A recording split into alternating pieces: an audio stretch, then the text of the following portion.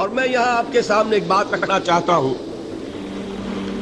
شاید آپ چونکیں بھی پریشان بھی ہو جائیں، لیکن انشاءاللہ وہ پریشانی جلدی رفع بھی ہو جائے گی۔ دیکھیے ہمارے جو اسلاف ہیں، صحابہ کرام کے بعد ائمہ، یہ ہمارے اسلاف میں چوٹی میں ہیں۔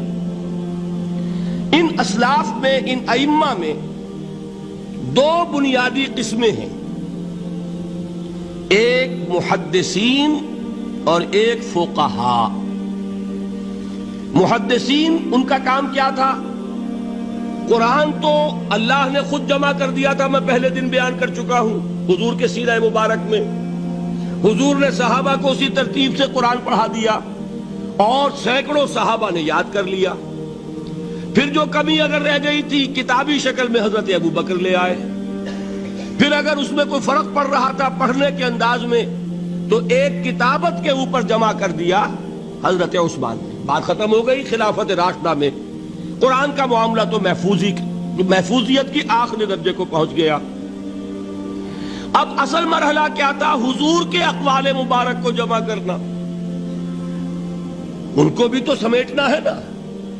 صحابہ ہیں، منتشر ہو گئے ہیں، کوئی صحابی کوفے چلے گئے، کوئی صحابی دمشق چلے گئے، کوئی کہیں چلے گئے، کوئی کہیں چلے گئے۔ میزبان رسول جو ہے وہ دفن ہے قسطنطنیہ کی فصیل کے باہر، حضرت ابو ایوب انصاری رضی اللہ تعالی عنہ۔ اب ان سب کے پاس، کسی کے پاس اتنی احادیث، کسی کے پاس اتنی احادیث، ان کو جمع کرنے کا کام، پھر چھان پھٹک کرنے کا کام، پھر مرتب کرنے کا کام، یہ کس نے کیا؟ محدثین کرام نے۔ بہت بڑے محسن ہیں اس امت کے محدثین کرام، پوری زندگیاں کھپائیں۔ ایسا بھی ہوا ہے، ایک صحابی مدینے سے چلتے ہیں، ایک محدث مدینے سے چلتے ہیں، انہیں معلوم ہوتا ہے کہ ایک صحابی دمشق میں ہے، ایک حدیث وہ بیان کرتے ہیں، ذرا باریک باتیں سمجھ لیجئے گا۔ ان کو وہ حدیث معلوم تھی، لیکن وہ حدیث 3 راویوں کے راستے سے آ رہی تھی۔ ان کے پاس جو حدیث تھی وہ 2 راویوں کے حوالے سے تھی۔ اب وہ جاتے ہیں اور وہ بیت المقدس کا اور وہ دمشق کا سفر کرتے ہیں صرف اس حدیث کو سننے کے لیے، سواری سے اترتے بھی نہیں۔ میں نے سنا ہے آپ حضور کی یہ حدیث بیان کرتے ہیں، جی ہاں، ذرا مجھے سنا دیجئے۔ سنا دیا، ویسے ہی اپنے اونٹ کی جو ہے گردن موڑ لی کے واپس، بھائی اترو، ٹھہرو، قیام کرو۔ نہیں، میں صرف ایک حدیث رسول تم سے سننے کے لیے آیا تھا، میں اپنے اس سفر میں کوئی اور مقصد جمع نہیں کرنا چاہتا۔ یہ کام کیا محدثین نے۔ بہرحال میں اس وقت جمع و تدوین حدیث کے موضوع پر میری گفتگو نہیں ہے، لیکن چونکہ ہمارے اس جدید دور کے فتنوں میں ایک فتنہ ہے انکار حدیث کا۔ لوگ سمجھتے ہیں جیسے کہ ڈرائنگ رومز میں بیٹھے ہوئے آرام سے کتابیں پڑھتے ہیں، شاید ایسے ہی محدثین کا کام تھا۔ انہوں نے جس طرح زندگیاں لگائی ہیں اور جس طریقے سے حدیث کو جمع کرنے کے لیے مشقتیں جھیلی ہیں، اس کا آج ہم تصور نہیں کر سکتے۔ اچھا، وہ تو محدثین کرام ہیں، ان میں بھی اب ایک کا نام نوٹ کر لیجئے، چوٹی پہ کون ہے؟ امام بخاری، امام مسلم، امام ترمذی، امام احمد ابن حنبل، امام ابن ماجہ، امام ابو داؤد، سب ہیں، لیکن چوٹی پر رئیس المحدثین کون ہے؟ امام بخاری۔ اچھا، اب تیسرا طبقہ ہے ہمارے ہاں، دوسرا، وہ ہے فقہاء۔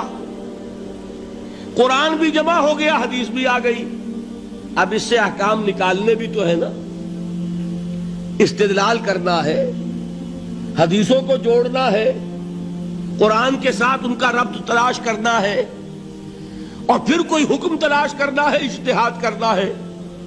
یہ کام جنہوں نے کیا انہیں ہم کیا کہتے ہیں؟ فقہاء کرام۔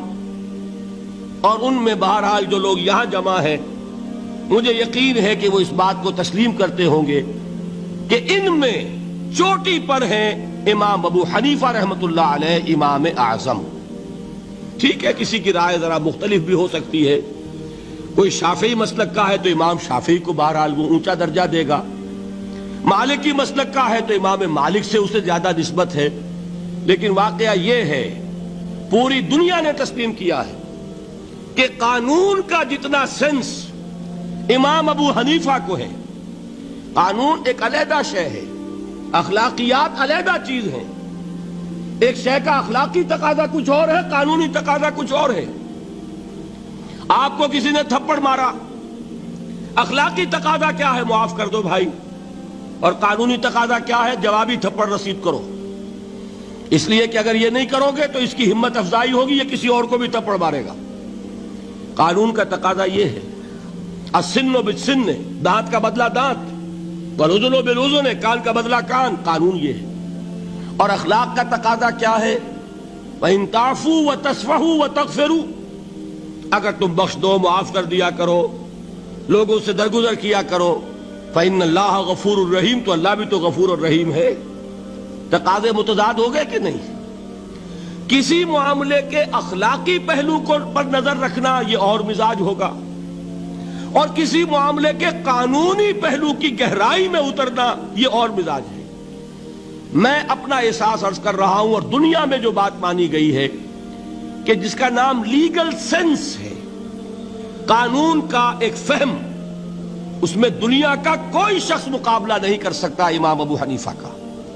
آپ صحابہ کو ان سے مستثنیٰ کر دیجئے، ظاہر بات ہے انبیاء اور رسولوں کا معاملہ نہیں ہے، تو باقی انسانی نوع انسانی کے اندر امام ابو حنیفہ کا پلے کا کوئی شخص، ان کے برابر کا کوئی شخص قانون کا فہم رکھنے والا آج تک پیدا نہیں۔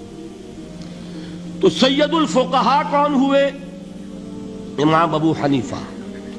اور رئیس المحدثین کون ہے؟ امام بخاری۔ یہ ساری جو میں نے اس وقت آپ کو تمہید بیان کی، وہ اس مسئلے کے لیے پریشان کن مسئلہ یہ ہے کہ امام ابو حنیفہ کی طرف یہ بات منسوب ہے کہ وہ یہ فرماتے ہیں الایمان قول،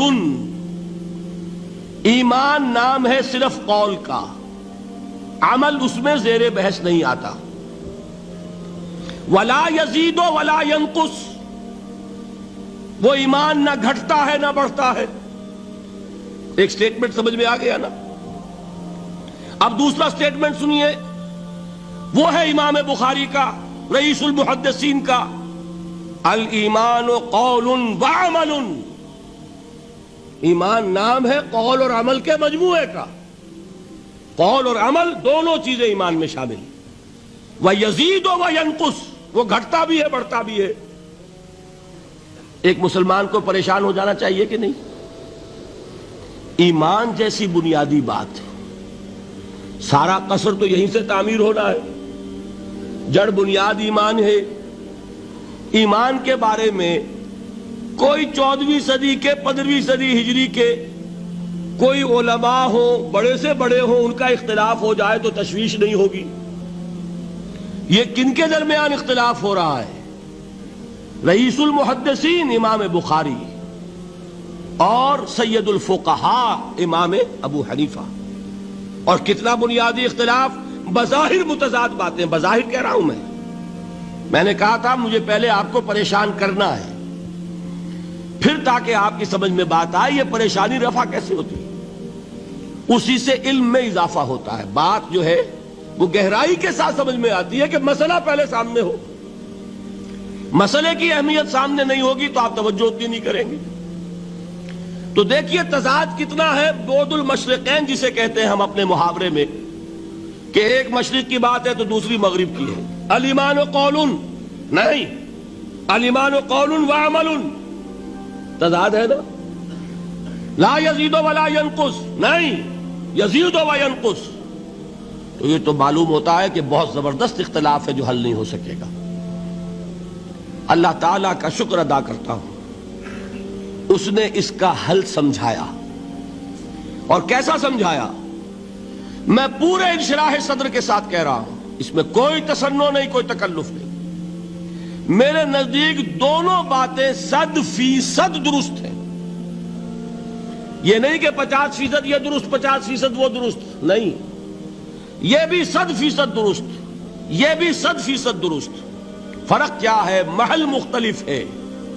امام ابو حنیفہ قانونی ایمان کی بات کر رہے ہیں اور امام بخاری حقیقی ایمان کی بات کر رہے ہیں۔